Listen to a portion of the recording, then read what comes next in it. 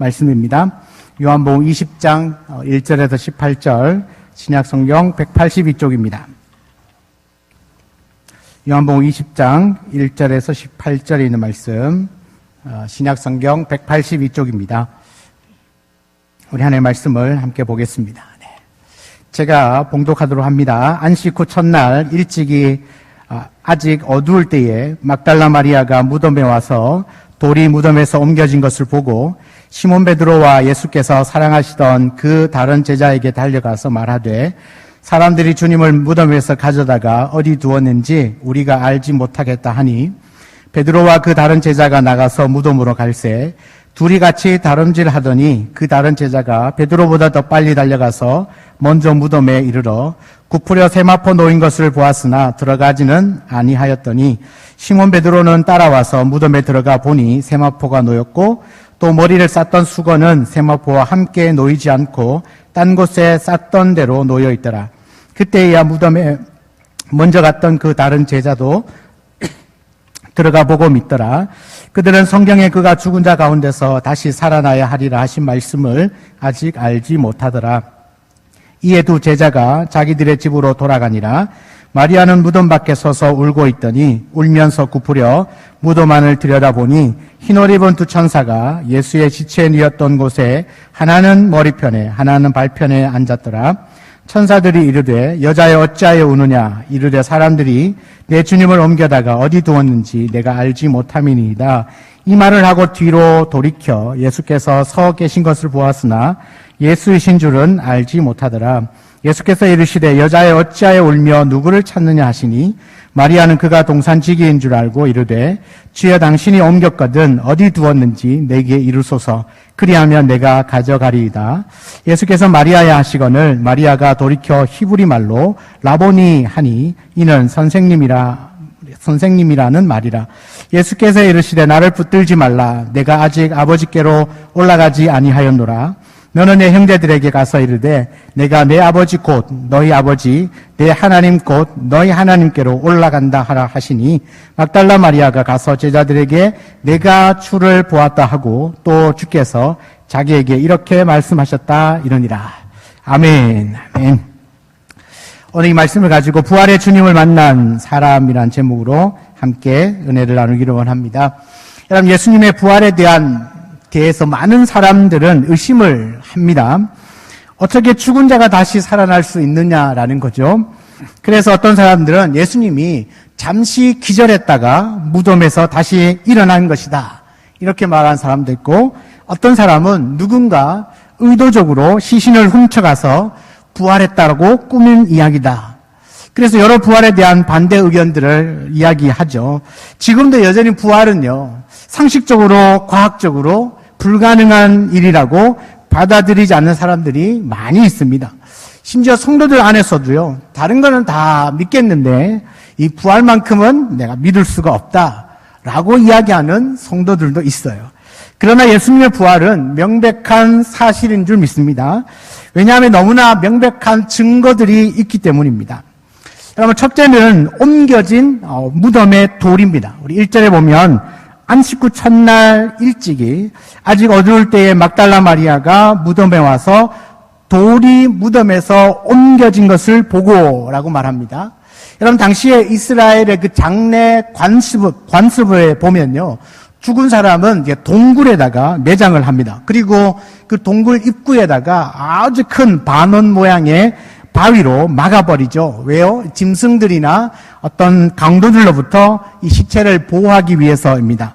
그럼 무덤을 막아놓는 이 돌은요, 최소한 성인 남자 20명 이상이 달라붙어야만 옮길 수 있는 아주 큰 바위 덩어리입니다. 또 이 종교 지도자들은요, 예수님의 제자들이 시신을 혹시나 훔쳐가고 부활했다고 주장할까봐 로마 정부에 특별히 요청을 해요. 무덤 주변에 경비병들을 좀 세워달라고 요청을 합니다. 이 마태복음 27장에 보면 유대 총독이었던 이 빌라도가요, 이 유대 종교 지도자들의 요청을 수락해요. 그리고 경비병들을 그 무덤 주위에 세웁니다. 여러분, 이 안식 후 첫날 막달라 마리아가 이 무덤에 와서 보니까 무덤을 막아놓은 이 큰 바위가 옮겨진 것을 보았다는 거죠. 최소한 장정 20명 이상이 힘을 모아야만 이 돌을 옮길 수 있는데, 또 이 로마 경비병들이 지키고 있었음에도 불구하고 이 무덤의 돌이 옮겨졌다는 것은요, 이건 사람의 힘으로 한 일이 아니라는 이야기입니다. 인간의 일이 아니라는 이야기죠. 그야말로 이 열린 무덤이야말로 누구도 부인할 수 없는 예수님의 부활에 대한 확실한 증거인 것입니다. 그럼 두 번째는요, 놓여있는 수건과 세마포입니다. 예수님의 무덤이 비었다는 말을 듣고 이 베드로와 예수를 사랑하는 한 제자가요, 달려갔습니다. 그곳에 가보니까 예수님을 쌌던 세마포, 수건이 가지런히 개어져 놓여있던 겁니다. 6절과 7절에 보면 시몬 베드로는 따라와서 무덤에 들어가 보니 세마포가 놓였고 또 머리를 쌌던 수건은 세마포와 함께 놓이지 않고 딴 곳에 쌌던 대로 놓여 있더라 그랬습니다. 여러분, 유대 종교 지도자들은 누군가의 주장처럼 만약에 예수님의 제자들이 시신을 옮겨갔다면 여러분 그 자리에 세마포와 수건이 놓여 있을 리가 없죠. 그죠? 그대로 들고 갔을 건데 그 자리에 놓여 있었다는 겁니다. 이것은 부활 사건에 있어서 아주 중요한 단서가 됩니다. 개어진 수건과 세마포는 예수님의 부활을 배제하고서는 설명할 수 없는 명백한 부활의 증거입니다. 세 번째는요, 빈 무덤의 증인들입니다. 목격자들이었다는 겁니다. 여러분, 사건의 증거에 있어서 가장 확실한 증거는 목격자의 증거는 아닙니까? 마가복음 16장에 보면 이 예수님의 시신에 바르기 위하여 향품을 준비한 사람이 있었는데요. 그 향품을 준비하고 안식 후 첫날 아주 이른 새벽에 이 무덤에 달려갔던 사람이 있습니다. 정확하게 세 사람의 이름을 말하는데 막달라 마리아, 그리고 야고보의 어머니 마리아, 그 다음에 살로메라고 하는 여인입니다. 먼저 이 여인들은 빈 무덤을 확인했어요. 너무나 놀란 나머지 달려가서 예수의 제자들에게도 이 사실을 알립니다. 이 소식을 들은 베드로와 그 다른 제자는 한 걸음에 예수님의 무덤으로 달려왔어요. 역시나 빈 무덤이었습니다. 아마도 이 두 제자는 자신이 직접 본 이 빈 무덤이 아마 평생 잊지 못할 사건이었을 겁니다. 이 두 제자는 아직까지도 부활하신 예수님을 만나지는 못했지만 결국은 뭐죠? 이 부활의 증인이 되었다는 사실입니다. 여러분, 직접 예수님의 이 빈 무덤을 본 사람의 증언만큼 확실한 부활의 증거는 없겠죠. 여러분, 이제 대부분의 세계의 3대 종교, 4대 종교, 고등 종교라고 말하는 대부분의 종교들은 그 종교의 창시자의 무덤들이 다 있는데 기독교는 무덤이 없습니다. 그것이 특징입니다. 무덤이 있으면 그 무덤으로 말미암아 또 사람들이 그 무덤을 섬기겠죠. 그러나 우리 주님은 부활하셨기 때문에 무덤이 없다는 거죠. 그런데 이보다가 더 확실한 증거, 어쩌면 가장 확실한 증거가 있습니다. 그것은요, 바로 네 번째로 부활하신 주님을 만난 사람들이 있다는 겁니다. 부활하신 주님을 만난 사람들이 있었다는 거죠. 1절에 보면 그 예수 부활의 첫 번째 증인으로서 막달라 마리아를 소개하고 있죠. 이 막달라 마리아를 시작으로 해서 요한복음 20장 19절에 가면 안식 후 첫날 저녁에 두려워 떨고 이렇게 모여있는 그 제자들에게 예수님이 찾아가셨어요. 제자들에게 부활의 주님이 나타나셨습니다. 또 예수님의 그 모여있던 그날 저녁에 모여 있지 않았던 제자 중에 한 도마가 있었는데 예수님은 그 도마에게도 찾아가셔서 만나 주셨습니다. 그리고 21장에 가면 디베랴 호숫가에서 고기 잡고 있는 제자들에게 두 번째로 또 부활의 주님이 나타나셨습니다. 이뿐만이 아닙니다. 고린도전서 15장 4절과 8절에 보면 장사 지낸 바 되셨다가 성경대로 사흘 만에 다시 살아나사 5절에 보면 누구에게요? 게바에게 보이시고, 게바는 베드로입니다. 게바에게 보이시고 후에 12 제자에게와 또 6절에 그 후에 500여 형제에게 일시에 보이셨나니 그 중에 지금까지 다수는 살아있고 어떤 사람은 잠들었으며 그 후에 또 야고보에게 보이셨고 그 후에 모든 사도에게와 맨 나중에 만삭되지 못하여 난 자 같은 내게도 보이셨느니라. 누구죠? 바울이죠. 여러분, 여기 예수의 증인들이 쭉 예수 부활의 증인들이 쭉 기록되어 있습니다. 여러분, 당시의 사회 관습상으로 보면 어떤 사건의 증인이, 이 사건의 증인은 두 사람 이상의 증인이 있을 때 그 증언의 효력이 있었다고 합니다. 그러니까 두 사람 이상만 되어도 그 사건의 어떤 증인으로서의 효력이 있다면, 여러분, 이 예수 부활의 증인은요, 최소한 몇 명입니까? 최소한 이 무덤에 찾아갔던 세 여인과 예수님의 12 제자들과 오늘 성경에 나오는 500여 형제들, 또 야고보, 바울까지 어마어마하게 많은 사람들이 바로 이 부활의 증인들이었다는 겁니다. 그만큼 뭐죠? 이 예수 부활은 너무나 분명한 사실이라는 것입니다. 여러분, 이 본 것, 내가 보았다는 것만큼 더 확실한 증거가 어디 있겠습니까? 그것도 한두 사람이 아니라 최소한 500명 이상의 사람들이 그 부활의 주님을 만났다면, 여러분, 그 부활은 확실한 것입니다. 분명한 것이죠. 사랑하는 여러분, 우리 예수님은 부활하셨습니다. 죄와 사망의 권세를 깨고 다시 살아나신 줄 믿습니다. 우리는 우리도 또한 이 부활의 증인들인 줄 믿습니다. 여러분, 그런데요, 오늘 이 부활의 분명한 네 가지의 증거를 말씀드렸는데, 이 증거와 함께 초점을 맞추어서 함께 묵상해 봐야 될 한 사람이 있습니다. 이 요한복음은요, 이 요한복음의 기록자인 이 사도 요한이 그 많은 부활의 증인들 중에 첫 번째 그 부활의 목격자로 이 막달라 마리아라고 하는 한 여인의 집중 조명을 하고 있다는 거죠. 여러분, 이 막달라 마리아는요, 예수님이 십자가에 돌아가신 후에 3일째 되는 날 새벽에 아직 어두울 때에 가장 먼저 예수님의 무덤으로 달려갔습니다. 여러분, 안식 후 첫날이니까, 안식일 토요일 후 첫날이니까 오늘날로 말하면 주일 새벽입니다. 주일 새벽에 아직도 날이 밝지 않았는데 그 무덤을 찾아간 겁니다. 여러분, 사실요, 가장 먼저 그 예수님의 무덤으로 달려가야 될 사람이 누구일까요? 예수님의 제자들 아닐까요?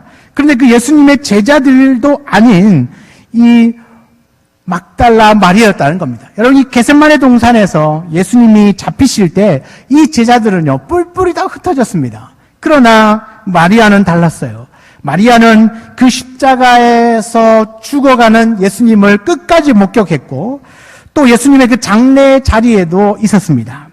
마가복음의 저자인 마가는요, 16장 1절에 마리아가 죽은 이 예수의 시체에 향품을 바르기 위해서 그가 미리 그 향품을 사서 준비해 놓았다라고 얘기를 했어요. 그리고 안식일이 끝나자마자 그 주님의 무덤으로 달려간 겁니다. 왜요? 이 시체에 향품이라도 발라주기 위해서. 예수님의 그 무덤이 비어 있다는 것을 가장 먼저 발견한 사람도 당연히 이 막달라 마리아이겠죠. 그리고 마리아는요, 제자들에게 달려가서 예수님의 무덤이 비었다라고 알려준 사람도 이 마리아였습니다. 여러분, 그런데 참 이상한 건요, 이 제자들의 반응입니다. 무덤이 비어 있다는 이야기를 들은 제자들이 깜짝 놀랐습니다. 그리고는 이 제자들, 그러니까 모든 제자가 무덤에 가지 않고요, 딱 두 사람만 그 무덤으로 달려가요. 성경에 보면 시몬 베드로, 한 사람은 예수님의 사랑하는 제자라고 말하는데, 이 예수님의 사랑하는 제자가 누구냐 하면 사도 요한입니다. 이 요한복음의 저자인 요한입니다. 그러니까 베드로와 요한이 달려갔어요.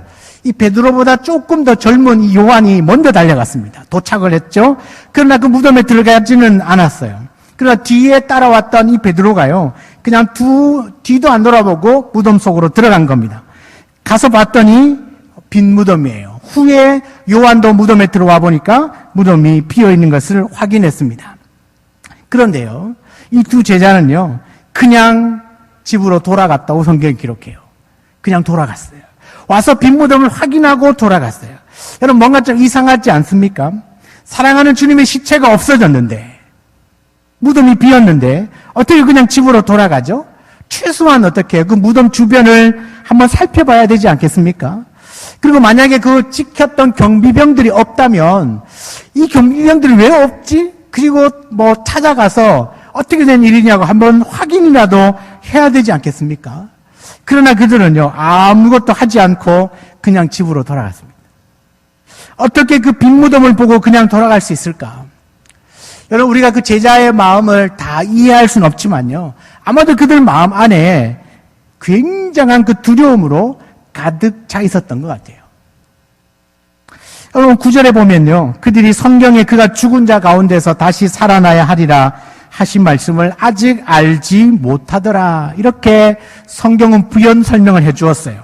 여러분 예수님의 제자이지만요. 그들 안에 뭐죠? 아직 그 주님의 부활하신 것에 대하여서 알지도 못하고 믿지 못했다는 겁니다. 알지도 못하고 믿지도 못하였더니 그들 마음 안에 뭐가 사로잡힌 거예요? 두려움에 사로잡힌 겁니다. 와, 어떻게 예수님의 십자가 없어졌지? 도대체 누가 갖고 갈지? 이게 무슨 일이야? 이걸 알아볼 생각조차도 들지 않을 만큼 그들 안에 뭐가 엄습해 온 겁니까? 두려움이 엄습해 온 겁니다. 사랑하는 여러분, 우리도 마찬가지 아니겠습니까? 우리 안에 믿음이 있으면 두려움 없이 담대할 수 있지만 믿음 없으면 불안하고 무섭고 뭐 그런 것 아니겠습니까? 특별히 이게 이 죽은 자의 그 무덤에 간다는 건 더 믿음을 떠나서 무서워하는 사람들이 많지 않습니까? 그런 거죠. 그러나 이렇게 믿음이 없었던, 부활에 대해서 확신하지 못하고 알지 못했던 그 제자들마저도요, 이 주님이 말씀하신 그 말씀을 떠올리지 못하고 그 두려움에 사로잡혀서 아무것도 하지 못하고 그냥 집으로 돌아가고 말았습니다. 그런데 이 막달라 마리아는요, 그렇지 않았습니다. 여러분, 이 막달라 마리아는요, 예수님 주변에 있었던 사람들 중에서 그렇게 주목받는 인물이 아니었어요. 항상 예수님 곁에 있었던 그 제자들이 항상 주목을 받으면서 살았죠. 그러나 이 제자들은요, 또 예수님을 그렇게 또 사랑했던, 그러니까 제일 많이 사랑한 건 또 아니었던 것 같아요. 이 게셋마네 동산에서 예수님의 그 잡히실 때에 모두 다 도망간 것을 봐서는 예수님의 제자, 예수님을 사랑하고 끝까지 주님을 따를 것 같았지만 그들은 결국은 그 고난과 십자가 앞에서 다 무너져 버렸습니다.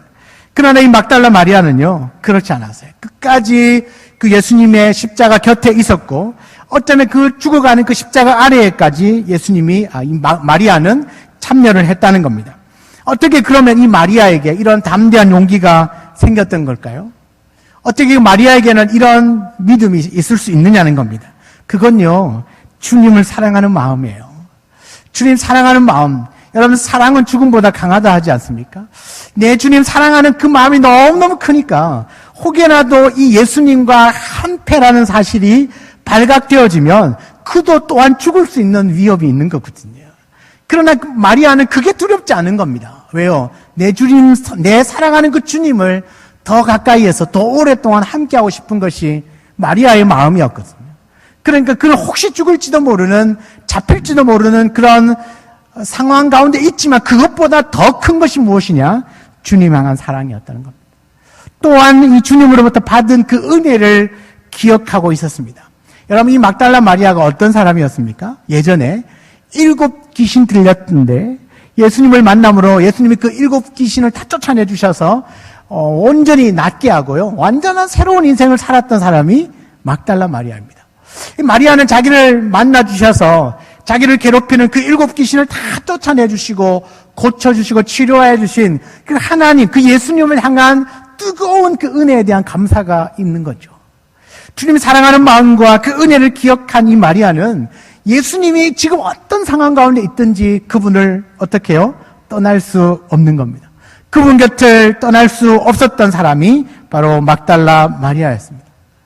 사랑하는 여러분, 이렇게 보면요, 우리가 예수님을 향한 그 사랑은요, 내가 가지고 있는 신분, 내가 가지고 있는 직분과는 아무 상관이 없는 것 같아요.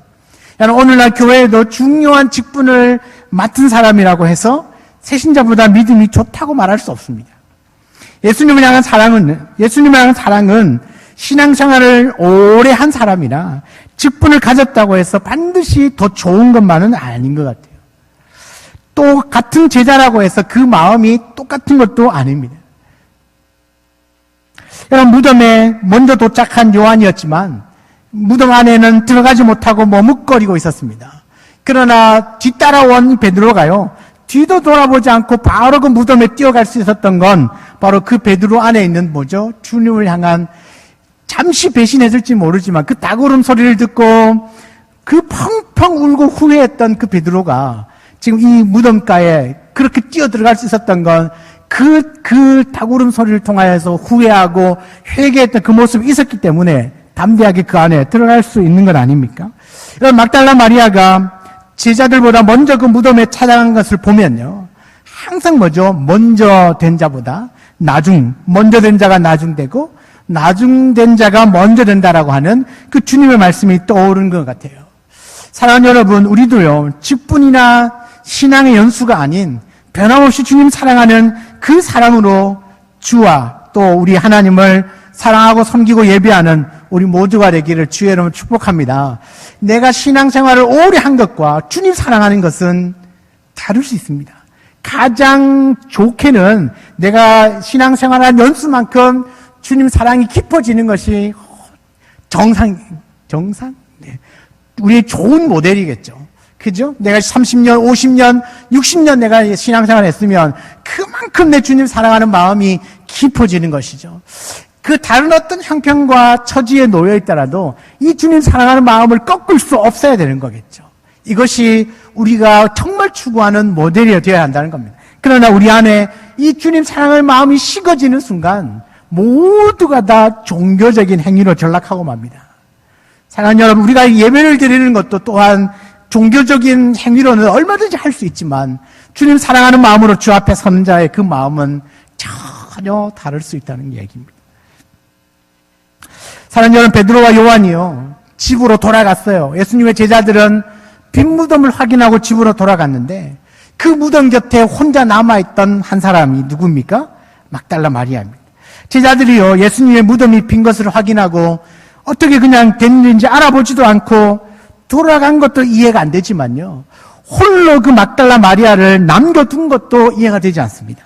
여러분, 상식적으로 생각을 해본다면요, 마리아를 먼저 돌려보내고 집으로 돌려보내고 이 제자들이 주변을 살피고 어떻게 됐는지를 확인해야 될 거잖아요.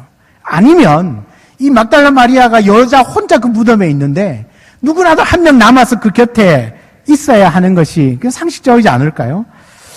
그러나요, 그들은 마리아만 남겨놓고 다 집으로 돌아갔어요. 여러분, 혼자 남겨진 마리아는 이 무덤 밖에 서서 펑펑 울고 있는 겁니다. 울어요. 왜 울까요? 지금 이 상황이 믿기지가 않는 겁니다.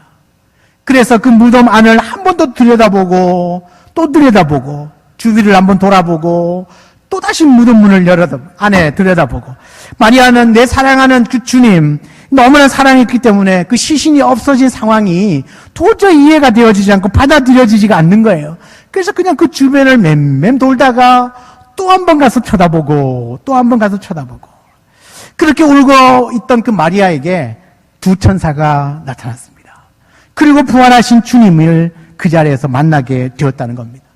여러분, 11절에서 14절 말씀 보면 마리아는 무덤 밖에 서서 울고 있더니 울면서 굽으려 무덤 안을 들여다보니 흰옷 입은 두 천사가 예수의 시체 누웠던 곳에 하나는 머리편에 하나는 발편에 앉았더라. 천사가 이르되 여자여 어찌하여 우느냐. 이르되 사람들이 내 주님을 옮겨다가 어디 두었는지 내가 알지 못함이니이다. 이 말을 하고 뒤로 돌이켜 예수께서 서 계신 것을 보았으나 예수이신 줄을 알지 못하더라. 그렇게 말하죠. 그러니까 부활하신 주님이 딱 나타났는데 보았지만 아직은 알지 못하는 거예요. 그런데요, 예수님이 마리아에게 말을 걸어요. 몇 마디 대화를 하고 난 다음에 이분이 주님이시구나 라는 사실을 깨닫게 됩니다. 그리고 18절에 보시면요, 제자들에게 달려가서 내가 주님을 보았다고, 우리 주님이 내게 이런 말씀을 하셨다고 막 흥분해서 막 얘기를 했겠죠. 내가 주님을 보았다라고 막달라 마리아가 소문을 낸 겁니다. 여러분, 이처럼 이 부활하신 주님을 처음 만난 그 영광은요, 제자들에게 들어간 것이 아니라 바로 이 막달라 마리아에게 돌아갔어요. 예수님의 부활을 가장 먼저 목격한 최초의 목격자가 제자들이 아니라 막달라 마리아였다는 겁니다. 여러분, 이 막달라 마리아는 부활하신 주님을 목격했죠. 여러분, 모든 사람이 다 떠날 때, 모든 사람이 예수님 곁을 떠날 때 그는 그 예수님 곁에, 십자가 곁에 있었고요. 여러분, 빈 무덤을 가장 먼저 확인한 여인도 이 막달라 마리아고, 빈 무덤이 비었다라고 달려가서 알려준 사람도 막달라 마리아고, 또 이 무덤에서 끝까지 남아서 엉엉 울고 있다가 부활하신 주님을 만난 사람도 막달라 마리아입니다. 그러니까 무엇이죠? 그는요, 주님 사랑하는 마음과 그 은혜를 잊지 않고 어떻게든 그 주님 곁에 붙어 떠나지 않고 있었던 그에게 부활하신 주님이 찾아가셔서 만나주심으로 그의 눈물을 닦고 기쁨을 허락해 주신 줄 믿습니다. 사랑하는 여러분, 십자가를 전후해서 예수님 곁을 떠난 사람과 예수님 곁에 남아있는 사람이 분명하게 갈렸습니다. 수많은 이적과 기적이 막 일어날 때는요, 나에게 좋은 일이 일어날 때는요, 언제나 모든 사람이 다 예수님 곁에 있었습니다. 서로 떠나지 않으려고 어떻게든 더 많은 것들을 얻으려고 예수님을 쫄쫄쫄 따라다녔습니다. 그러나 뭐죠? 예수님께 인정받고 싶기도 하고 또 나는 다른 사람은 몰라도 나는 죽을지언정 주님 떠나지 않겠다라고 말하는 사람들도 있었습니다. 그런데요, 정작 조롱과 고난과 죽음의 그 십자가 앞에서는 모두가 다 떠난 겁니다. 좋은 것은 취하고 싶었지만 고난과 조롱과 비난과 죽음은 함께하고 싶지 않은 겁니다. 다 떠나서 주님의 제자들마저도 다 떠났습니다. 그러나 십자가라고 하는 그 고난과 죽음 앞에서도 진짜 주님 사랑하는 마음으로 그분을 떠나지 않았던 한 사람, 남아 있었던 그 한 사람이 결국은 부활하신 주님을 가장 먼저 만나는 영광을 누렸다는 사실입니다. 여러분, 십자가를 통해서 우리 주님을 사랑하는 것처럼 보였던 제자들도 다 떠났습니다. 그러나 전혀 주목받지 못하고 그리고 너무나 힘이 없어 보이는 막달라 마리아는 그 예수님 곁에 남아 있었습니다. 끝까지 예수님 곁에 남아있던 마리아에게 부활의 주님은 자신을 드러내 주셨습니다. 울고 있던 그 마리아의 눈물을 닦아주시고 그 눈물이 변하여 기쁨으로 바꾸어 주셨다는 겁니다. 사랑하는 여러분, 어떤 상황 가운데서도 주님 사랑하는 마음으로 주님을 떠나지 않았던 이 막달라 마리아에게 그 부활의 영광을 맛보게 하셨다는 겁니다. 저와 여러분도 변함없는 그 사랑과 믿음으로 예수님께 붙어 있으면 부활의 영광을 함께 맛보게 될 줄 믿습니다. 여러분, 우리가 예수님을 따른다는 건요, 주님으로부터 오는 그 축복만 얻겠다는 것이 아니라 주님을 믿는 것 때문에 받는 십자가도 같이 받는다는 의미입니다. 내가 좋을 때만 주님을 따르는 것이 아니라 비록 어렵고 고난이 있고 핍박이 있고 직장에서 왕따를 당하여도 뭐죠? 그 비난과 고난마저도 내가 능히 아주 기쁨으로 감당해내면서 주님을 따르는 자들이 되기를 원합니다. 십자가도 함께 지는 것이 예수를 믿는 겁니다. 여러분, 오늘날 우리에게 왜 이렇게 믿음이 약한지 아십니까? 세상 가운데서 우리 성도의 영향력을 이렇게 힘있게 드러내지 못하는지 아십니까? 우리 성도들 안에도 우리 교회 안에도 뭐만 취하는 거죠? 영광만, 축복만을 취해요. 그리고 조금만 고난이 오면 금방 예수님을 비난하며 떠나가요. 내가 이렇게 했는데. 여러분, 그건 진짜 예수를 사랑하고 믿는 것은 아니에요. 이 막달라 마리아처럼 좋은 일이 있을 때나 비록 그 십자가의 죽으심으로 말미암아 정말 내가 기대하는 것들이 다 무너지는 그 순간에도요, 끝까지 그래도 그 주님 곁에 있을 때 주님이 우리의 눈물을 닦아서 기쁨을 변하게 해주시고 우리의 모든 고난을 이겨내고 결국은 승리하게 하시는 겁니다. 여러분, 부활의 예수님은요, 울고 있는 마리아를 찾아오셔서 그에게 큰 기쁨을 안겨주었습니다. 너무나 기뻐서 예수님 곁에 머물기 원했던 그 마리아를 이 부활의 소식을 전하는 그 첫 증인으로 세워주셨다는 겁니다.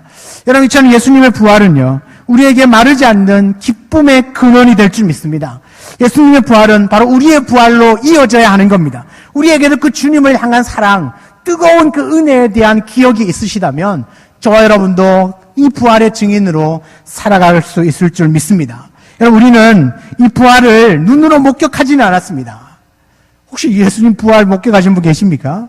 목격하는 자는 아무도 없습니다. 그러나 이 부활을 믿기 시작하면 그 부활을 목격한 것과 진비없다는 겁니다. 우리가 이 부활하신 주님을 믿는 그 순간에 우리 모두는 다 그 부활의 증인들이 다 되는 것입니다. 사랑하는 여러분, 어떤 상황 속에서도 우리 주님을 변함없이 사랑할 수 있기를 원합니다. 나에게 어떤 고난, 예수 믿는 것 때문에 어떤 핍박, 어쩌면 조롱, 힘든 일이 있어도 끝까지 그 주님의 그 십자가 곁에 있기를 원합니다. 축복만 취할 것이 아니라 십자가도 함께 취하면서 함께 그 십자가를 지고 가는 것이 진짜 성도의 삶인 겁니다. 정말 주님 사랑하는 사람이고 부활의 주님을 만난 사람의 삶의 모습인 줄 믿습니다. 여러분, 우리 주님께 꼭 붙어 있기를 원합니다. 비록 이 바이러스 때문에 많은 사람들이 이곳에 함께 모여서 예배할 수 없는 상황들이 있지만 그래도 여러분, 이 상황이 내 주님 사랑하는 그 사랑만큼은 조금도 낮출 수 없다, 조금도 약하게 할 수 없다는 사실을 기억하시고, 여러분, 그런 마음으로 주님 더 큰 사랑을 안고 주님 사랑하고 그 주님 사랑하는 마음으로 예배하고 기도하고 그 찬송하다 보면 내 삶의 현장이 예배가 되고 그 삶의 현장에서 이 부활의 주님을 증거하는 자들이 될 줄 믿습니다. 마리아가 그 누렸던 그 기쁨을 한번 생각해 보십시오. 그죠? 그 엉엉 울고 있을 때 자신을 찾아오셔서 자신을 보여주셨던 그 부활의 주님을 만났을 때의 그 마리아의 기쁨, 여러분, 그 기쁨이 저와 여러분이 있기를 원합니다. 다 쓰러지고 포기하고 안 될 것 같아도요, 이 부활의 주님이 오면 다시 솟게 되는 것이죠. 이 부활의 주님이 오늘도 이 자리에 저와 여러분을 찾아오신 줄 믿으시기 바랍니다. 그래서 그 기쁨이 우리에게 파도처럼 몰려오는 거죠. 그래서 정말 어려움이 있어도 다시 기쁨으로 회복되어지고, 두려움이 있어도 두려움이 떠나가고 담대한 믿음이 생기고, 그죠? 다 막 여러 아픔과 고통 가운데 있어